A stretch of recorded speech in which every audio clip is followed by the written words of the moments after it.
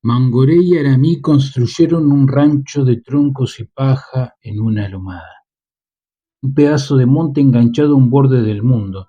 Allí no se oía más que el rumor de la naturaleza.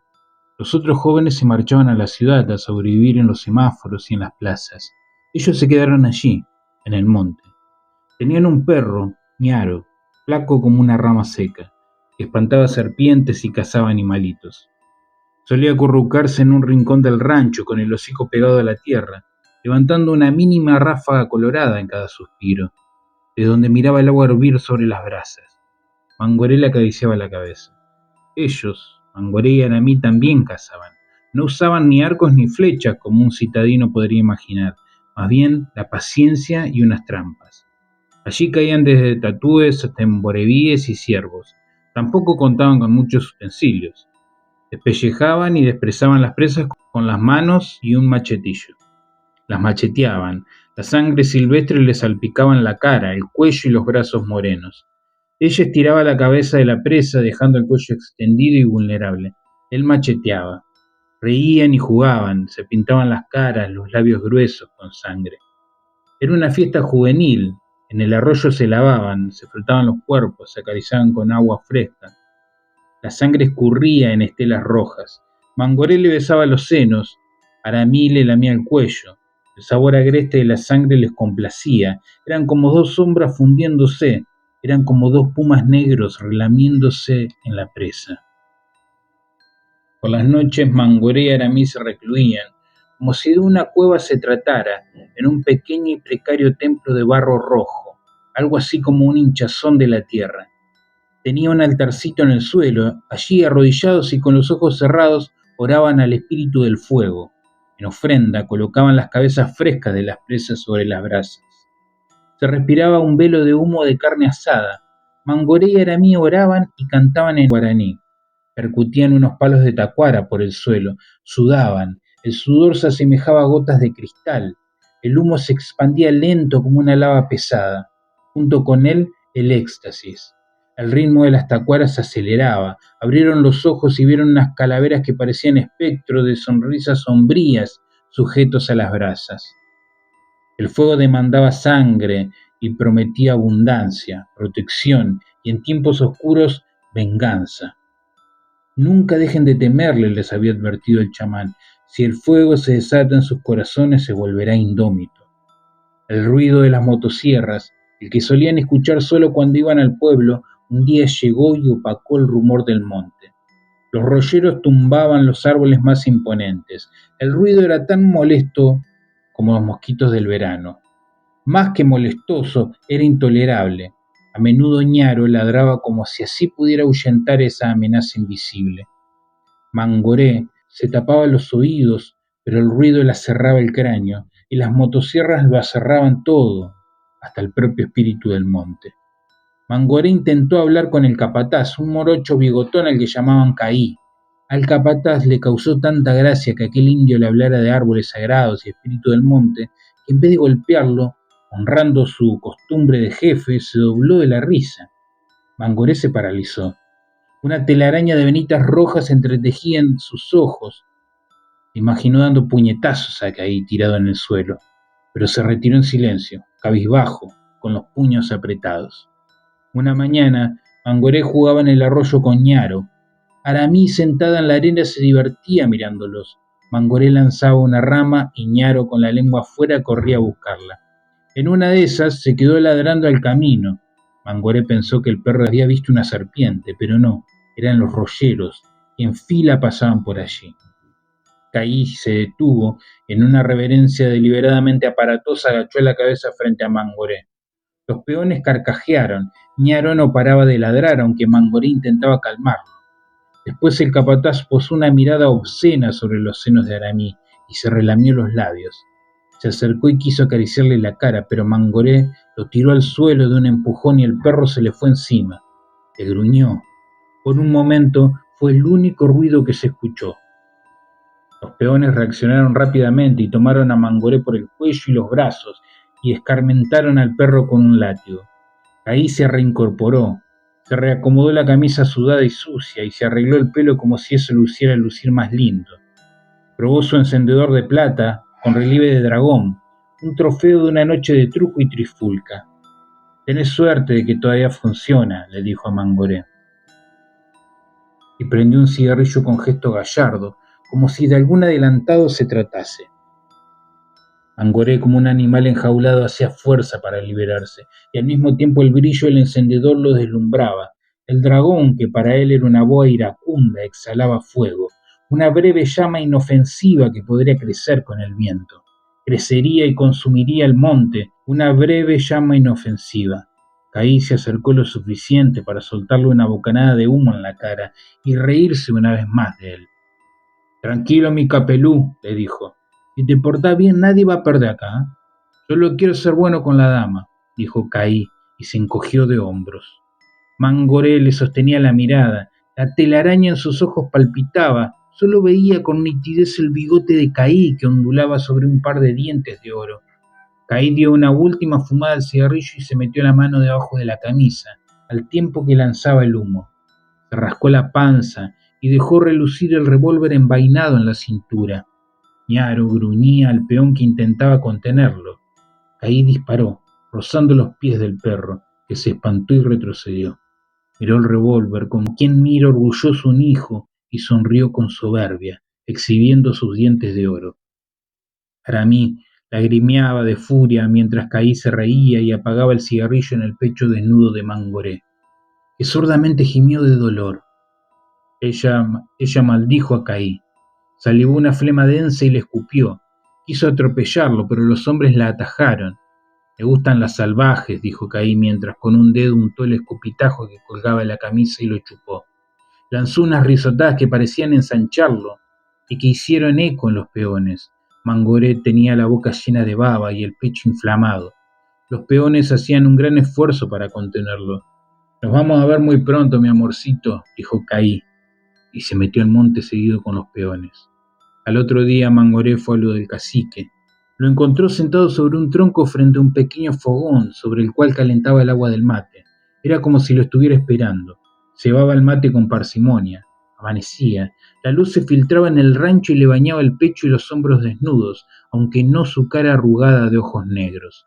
Mangoré, que traía atragantada la rabia, quiso descargarla de inmediato. Sin embargo, el cacique con una mano le indicó que se calme, que se siente.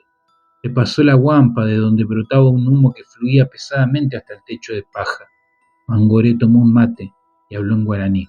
«Los rolleros echan el monte, no hay respeto. Me amenazaron a mí, a mi mujer. Echan, roban todo lo que hay», decía al tiempo que con los puños se golpeaba los muslos. El cacique atendía no solo a las palabras, sino también al tono y al ritmo iracundos que eran acustizados por las paredes de barro, pero que sonaban en sus oídos. Mangoré no ahondó en detalles. Su descarga fue breve y potente como una bala. El cacique tampoco hizo muchas preguntas. No hacía falta. Las agresiones habían marcado la historia de los guaraníes. Entonces el cacique tomó la pava y derramó agua hirviente en espiral, rodeando unas hormigas desesperadas, quemándolas a todas, levantando el vapor de agua que llevaba consigo el olor a tierra, como si fuera la minúscula vida que abandonaba las hormigas. Habló. «En el pasado fuimos un yaguareté. El monte era interminable. Hoy el monte se muere, se quema. Nosotros tenemos que vivir. El monte vive en nosotros. Ellos andan como perros rabiosos. Están enfermos de rabia. No conocen el monte. No conocen nada más que la rabia». Mangoré sorbió el mate y devolvió la guampa. «Algo tenemos que hacer. Hay que matar al perro», dijo Mangoré. «La rabia crece, mijo, y acabará con ellos. Sin embargo, nuestro pueblo seguirá viviendo. Tiempo y Yaguareté volverá». El cacique agarró a Mangoré por un hombro y lo miró fijamente con sus ojos negros. «El fuego en nuestro pecho es la esperanza», sentenció. La cara oscura del cacique parecía fusionarse con el humo. Mangoré, que cargaba aún la impetuosidad de la juventud, pensaba que el viejo era un cobarde o que la impotencia le había carcomido el ánimo. Dio un talonazo al suelo y se retiró. El cacique exhaló resignado como si hubiera vivido todo aquello. Unos hombres viejos y algunos jóvenes que se juntaban en el patio cada mañana vieron salir a Mangoré del rancho como un toro confundido. Vienen conmigo o van a morir esperando, le gritó Mangoré. La mañana se volvió verde y cristalina. Un viento repentino levantó unas hojas. Los hombres dijeron que no con la cabeza. Algunos sonrieron con sarcasmo. Mangoré salía del monte rumbo a la comisaría, que quedaba en el pueblo, un pueblito en realidad, de casitas viejas, de techos de paja y manchadas de polvo sujetas a la periferia de una iglesia jesuita. La comisaría velaba la entrada del pueblito. Mangoré arrancaba las ramas, garras suaves del monte, que aparecían a su paso y que desprendían la frescura remanente de la noche. El caminar era húmedo y acolchado debido a la capa de hojas en descomposición. Todo aquello era un bálsamo que apaciguaba a Mangoré. Él escuchaba el murmullo de los bichos del monte. Creía que ellos, los bichos y el monte, latían como un todo. Debía protegerlos. Ese todo latía en un desconocimiento absoluto de las acciones de los hombres.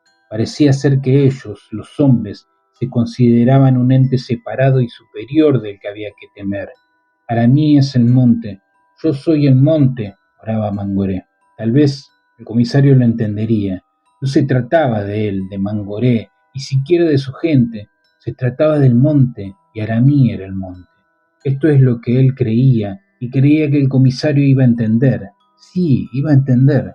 El camino angosto, el tapepoí que seguía Mangoré, atravesaba un potrero. A cada paso el murmullo del monte se desvanecía y afloraban los mugidos de las vacas, y la tierra se hacía más dura. Mediaba la mañana.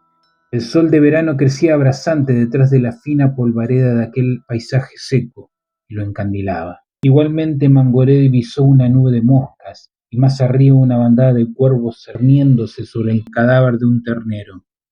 El paisaje, esa fina polvareda, se le pegaba a la piel y se le empastaba con el sudor. Alcanzó el camino de Ripio. Se cruzó con unos campesinos en moto que lo saludaron apenas levantando la mano. Cansado, pero con la convicción firme, Mangoré llegó a la comisaría. Una casita vieja como todas las demás, derruida y perdida en el tiempo como todas las demás. Si no fuera por la bandera paraguaya que colgaba triste a esa hora sin viento, nadie creería que aquella fuera una institución del Estado. En la recepción, que consistía en un suboficial tras un escritorio del tamaño justo para contener una carpeta y una máquina de escribir, en una silla enclenque frente al escritorio, en un banco para 3 personas que se quebraría si 3 personas se sentaran al mismo tiempo, y en un ventilador de pie que parecía un esqueleto colgado, vio un hombre de botas y sombrero haciendo una denuncia. El hombre de piel blanca tenía la cara roja y sudaba y olía a queso viejo. El suboficial mecanografiaba lerdamente cada palabra, usando los dedos índices. Se detuvo un segundo, miró a Mangoré y le señaló el banco para 3 personas. Mangoré se sentó. El lerdo percutir de la máquina de escribir iba a contratiempo de su ánimo impaciente, produciéndole un reflujo que le subía del estómago a la garganta. El suboficial firmó la denuncia y aseguró al queso viejo que se haría justicia. Este puso el sombrero sobre el corazón y agachó la cabeza en agradecimiento. Después, sin dirigirle la palabra y sin ni siquiera mirar a Mangoré, el oficial salió al patio de la comisaría. Mangoré se quedó allí esperando. El reflujo le agobiaba el pecho, le temblaban las rodillas, sudaba. Las gotas de sudor marcaban líneas cristalinas que le caían desde la sien hasta el cuello. Parecía que se había pintado para la guerra. Sudaba en los hombros, en las axilas y en el pecho. Le sudaban los brazos y las manos.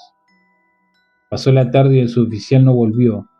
Mangoré escuchaba sus risas, la del suboficial y sus compañeros. Las rodillas le seguían temblando y ahora también se rascaba la cabeza. Intentaba calmarse, pero sentía que millones de hormigas le caminaban en los intestinos. Inspiraba profundo. Las hormigas caminaban más rápido y le subían a la cabeza y le bajaban a los pies. Mangoré se rascaba y el hormigueo no cedía. Al ponerse el sol, el suboficial entró a la oficina y vio que el indio seguía allí, desdibujado.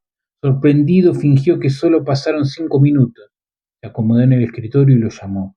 Mangoré, que disimulaba la ira, olvidó la indiferencia del policía como solo los pobres hombres podían hacerlo, y se sentó en la silla enclenque a declarar. El suboficial escribió el nombre, la edad, y cuando escuchó el problema de las motosierras, de la tala, dejó de escribir.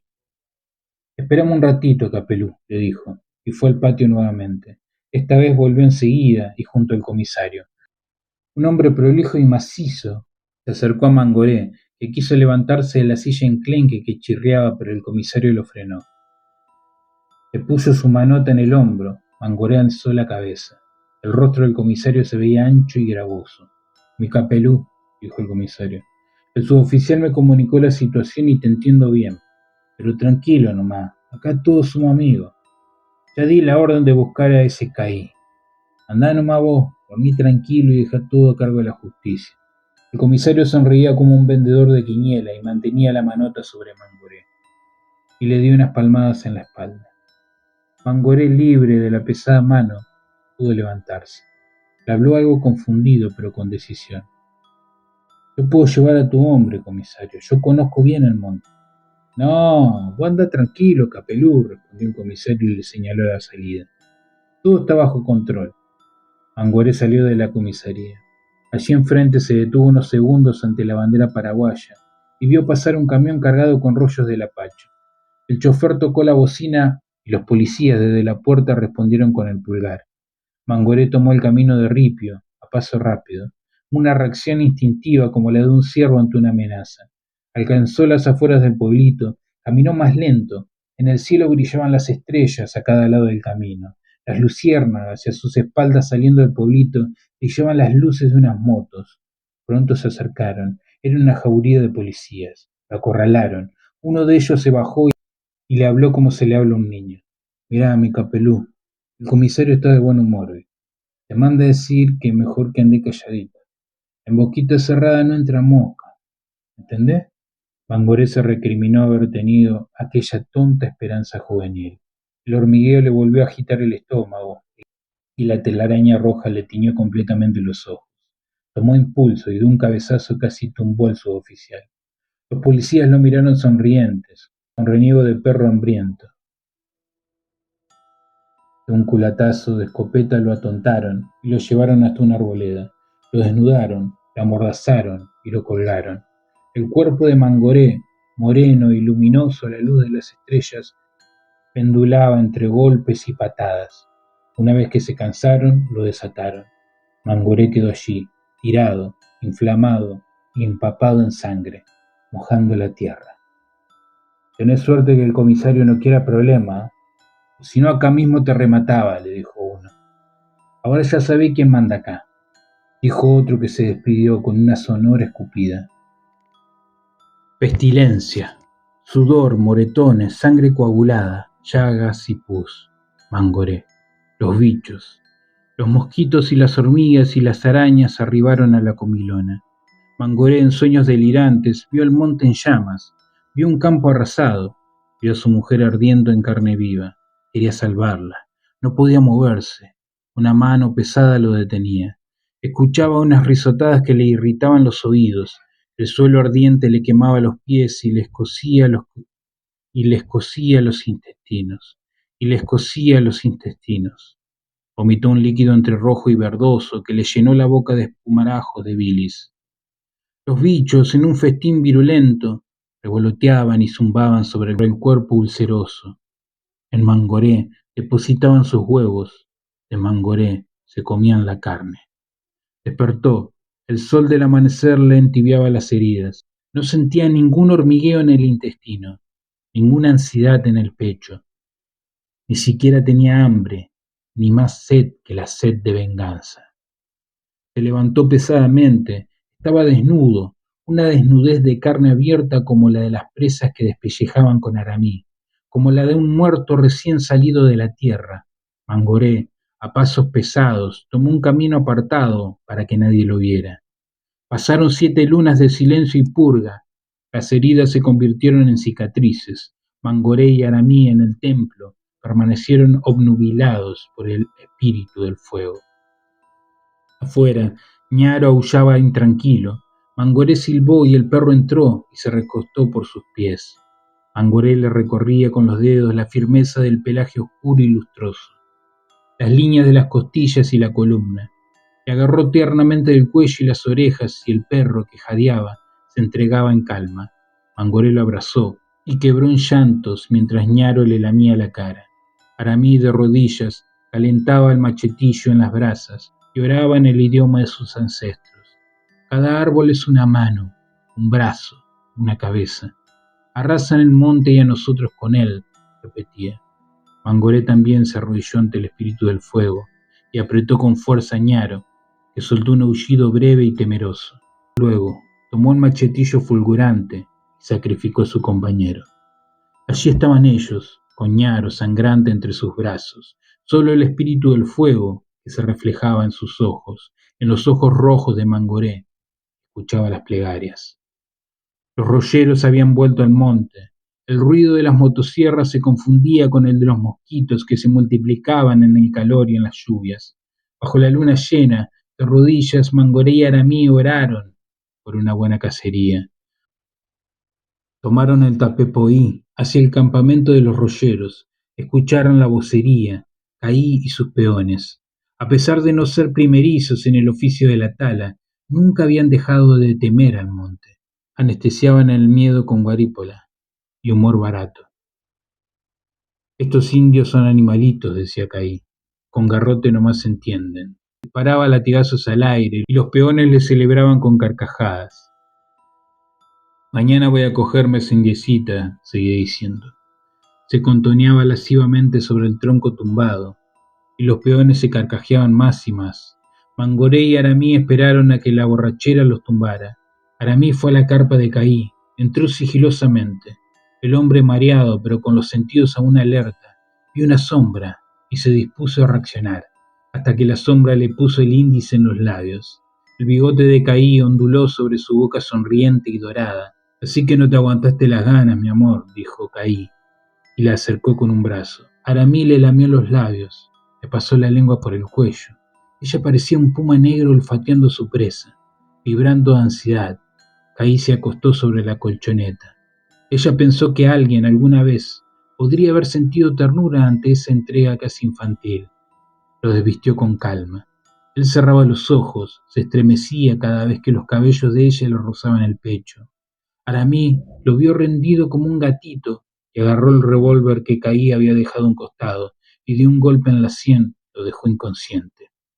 Le escupió en la cara y arrodillada levantó con ambas manos el revólver y descargó otro golpe que le tumbó los dientes de oro. Mangoré, mientras tanto, golpeó en la cabeza un peón que de la borrachera no pudo quejarse más que con un breve gemido. Hizo lo mismo con los demás. Luego los maniató de cara a un tronco. Aramí también ató a su presa un tronco, pero con una soga al cuello, como si fuera un perro rabioso. Mangoré tomó el látigo. Los azotes cortaban el aire con un silbido y terminaban en un ruido mojado y filoso que destajaba la piel de los peones y de Caí. Ellos ya no sabían si estaban en este mundo o en el infierno. Se acordaron de Dios y le rogaron que los perdonara. Sin embargo, la descarga de latigazos caía implacable y les abría las espaldas como garras escarbando la tierra. La sangre les salpicaba a Mangoré y Aramí en la cara, en los brazos, en el pecho. Aramí había colgado el revólver a 2 dedos del alcance de Caí, que agonizante lo miraba brillar en un movimiento pendular. Una mínima esperanza que iba y venía. Los latigazos lo dejaron cubierto de un rojo viscoso y negruzco. Sin embargo, a pesar de este dolor que le clavaba los huesos, Caí conservaba el instinto de supervivencia, esa fuerza interna capaz de obrar milagros. Como el perro rabioso en que se transformó, estironeaba los brazos para alcanzar el arma, que se mecía burlona. La alcanzaba, podía acariciarla con los dedos, sentir el metal frío, así como sentía que la soga tensa se le hundía en el cuello. El perro rabioso se estironeaba y babeaba y la piel se le desgarraba aún más. Acarició el revólver. Debía estirarse solo 2 dedos más. Extendió el cuerpo con una fuerza milagrosa, como si estuviera siendo tirado por un caballo. Y Aramí, como un espectro travieso, miró, tiró de la soga y Caí cayó al suelo. Abandonaron a los peones en ofrenda a los espíritus del monte, aunque los que se ganaron un banquete fueron los bichos que llegaban atraídos por el olor a la sangre. A Caí, maniatado, lo llevaron al templo. Mangoré como un niño jugaba con el encendedor de Caí. Una vez que llegaron, los usó para avivar el fuego. Sus ojos se abrían redondos frente a las llamas que se estremecían como si buscaran imitar a los que antes habían hecho los latigazos. El machetillo resplandecía entre las brasas mientras Aramí levantaba las manos y cantaba unas oraciones, o dejaba que el espíritu del fuego las cantara a través de ella. Sordo ante los gritos de piedad, Mangorea arrastró a Caí hacia el fuego y lo tiró encima. Caí estaba ya más en el lado de la muerte que en este mundo. Igualmente se retorcía desesperado como una serpiente arrojada al asfalto de mediodía del Chaco. Después Mangorea arrojó revólver y los cigarrillos para que ardieran junto a su dueño. Cada árbol es una mano, recitó. Lanzó un escupitajo a las llamas y tomó el machete. La claridad del sol los despertó. Solo se oía el rumor de la naturaleza. La cabeza de Caí, que estaba en el altar, tenía una sonrisa oscura. Mangoré guardó el encendedor en un atado. Junto con Aramí se internaron en las entrañas del monte, seguidos por una nube de mosquitos.